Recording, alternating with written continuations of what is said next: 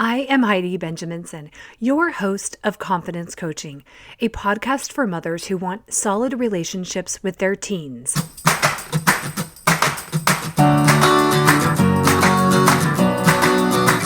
Life isn't a spectator sport. Success comes to those who show up every day with a pocket full of courage, grit, and a little sparkle. I'm glad you're here.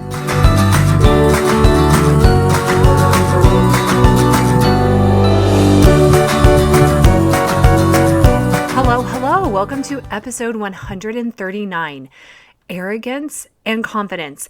Welcome. If this is your first episode here or your 139th, make sure you subscribe to my YouTube channel where I upload short, like 5-minute short, videos to accompany and add tools and content for each podcast topic. So if you follow me online, you can get links on Facebook. You can get a link to watch this in my Instagram profile and also from my weekly email.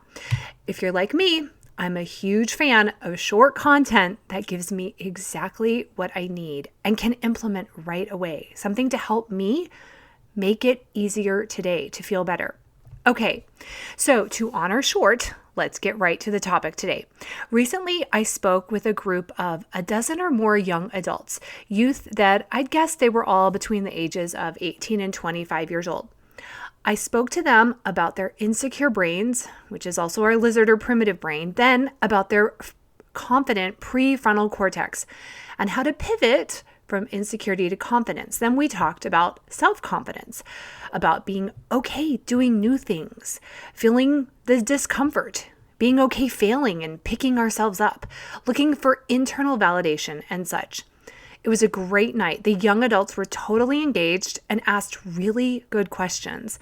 I wish I knew some of this 30 years ago when I was in their spot. I would have showed up with much more confidence and much less insecurity. But I look back and I love that messy self of mine. It's all okay.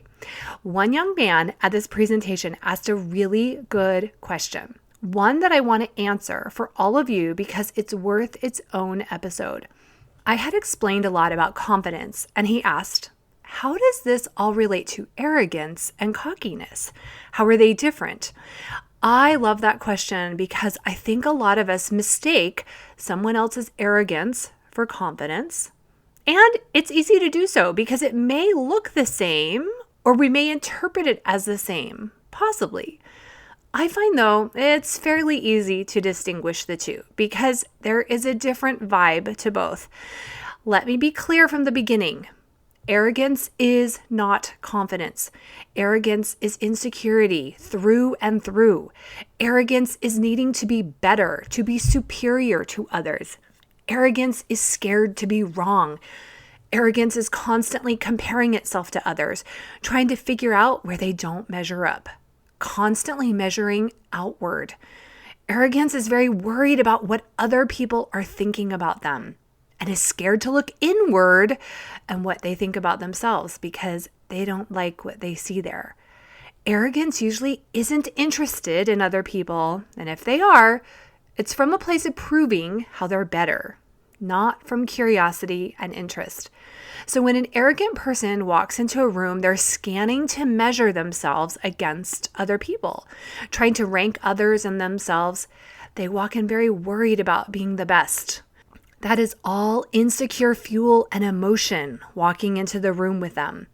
They may look confident, maybe, for a moment, but their comments are laced maybe with sarcasm, needing to subtly put other people down, and often they can't stay in the room and learn about others. Confidence, true inner confidence, is the opposite of these things. A confident person walks into a room not needing to compare themselves to others. They feel good about where they are. They know they're doing their best. They know they have flaws, weaknesses, and they know they have talents and strengths. Confidence isn't about being right. Confident people are willing to learn more, grow, change their opinions. There isn't an emphasis on being right. That isn't the goal of a confident person. In fact, being confident isn't even striving toward winning at the expense of others or proving other people wrong. Confident people want to learn about others. They are not as worried about what other people think of them, but they're focused on finding something they like and admire about the people they engage with. Confident people know that their validation, their sense of self comes from the inside. They know there isn't enough external validation in the world to fill a need that can only be filled internally. So an arrogant person and a confident person can have the same thought. They can think, wow, I'm a great soccer player, for example. The cocky and arrogant person is thinking, I am a great soccer player who is better than everyone else. I am great because of my successes and how many people cannot even match up to me. A confident soccer player may think the same. I am a great soccer player. And they think, I am great and I love playing with the teams I play with. I'm great and I've improved so much over the past years. I'm great and I have areas that still need to be polished. I've missed some goals and I've made some goals. So both people may say the same thing, but it feels very different to be around both of those people. I very much want you to own and believe where you are great. This feels like arrogance to people who are rooted in insecurity or have been taught that we shouldn't share our goodness with others. But it isn't arrogance. When people compliment me on anything I do well, I want to accept that compliment and be confident in my talents. This doesn't take away from the talents and goodness of others. There is enough light to share, but arrogant people do believe the world is a zero-sum world. They feel everything is a competition. Confident people know there is infinite light and success for everyone to shine. So they accept and shine brighter in their talents, and they know this fuels others to shine their lights. Last week, I went to the spring sports awards ceremony for my 2 high schoolers. All of the sports teams were honored individually. The coaches talked about the teams, and they did single out players who were MVPs, Most Improved, Coaches Awards. A select few got awards for the highest GPA, male and female. The room was packed full of students and parents. The confident parents went in thinking about celebrating all of the kids. They were focused on hearing the accomplishments of others, were able to accept compliments and talk about their own and their children's successes. They weren't needing to explain or make excuses for weaknesses. They were happy to be there and celebrate everyone.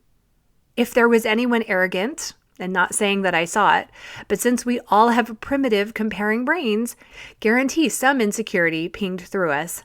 Going on in that room, arrogance would not have been happy if they didn't get the top awards. Arrogance would have wanted to say negative things about the people who got more awards than they did. They wouldn't have been looking to connect and celebrate.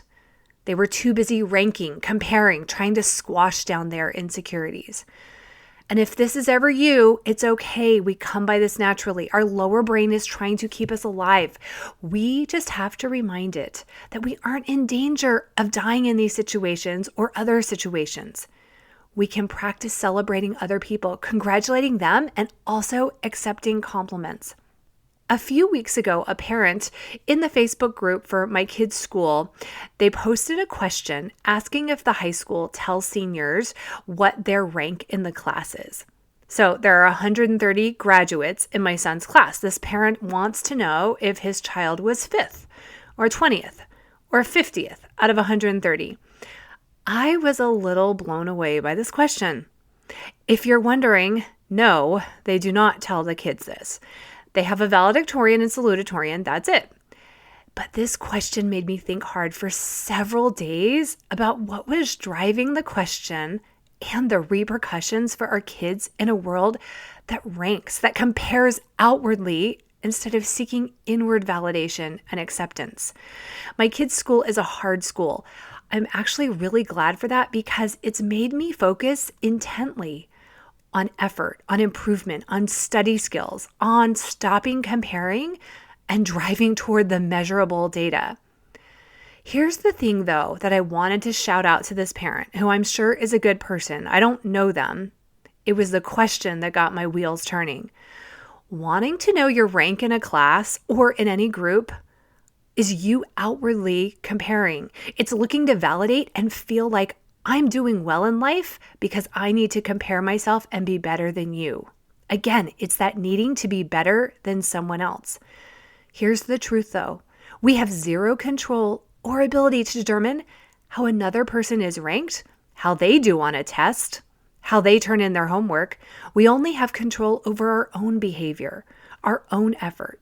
It takes maturity and self-love and self-acceptance to look inward and compare only ourselves to who we were yesterday. It takes work to love our messy and our great. This is where we build security and confidence and discard the arrogance. There will always be someone with more money. There will always be someone who got a higher degree or went to a college that some random list ranked as a better school. There will always be someone who scored more goals or sits in the higher orchestra seats. These are all competitions that we just won't always win. So let's calm our brains down from needing to jump into these races. I hope this has helped you untangle a bit of arrogance and confidence. Send me a message if you want me to expand on this or give more examples. I do want to say this before I end though. If you've primarily felt insecure and less than your whole life, confidence may feel uncomfortable at first. This is because you aren't used to it. It may feel arrogant. It's like when people learn to be assertive, they feel aggressive at first, but they aren't. It's just learning a new emotion and to hold steady in it. Inner peace and confidence, they can be new and it can feel unsettling, but stick with it. Practice with it in small areas of your life. Notice how arrogance is a vibe that pushes people away. It's not an attractive vibe. Now, we want to love and have compassion for ourselves or anyone else with this vibe. They're humans. We've all been this person. I just remind myself when I encounter people that are reeking of this, I tell myself it's a huge burden to walk around with such deep insecurities. I've been there. I dismiss the judgment that I feel and I remind myself I'm only in charge of my confidence and my own messiness. That's it for this week. If you would like personalized weekly private one-on-one coaching to give your own family the gift of your confidence, sign up for a consult call at HeidiBenjaminson.com. A confident mother is the greatest gift to her family, not a perfect mother. Our families want us to feel confident, anchored, and calm. I can help you uncover this version of yourself. Have a great week.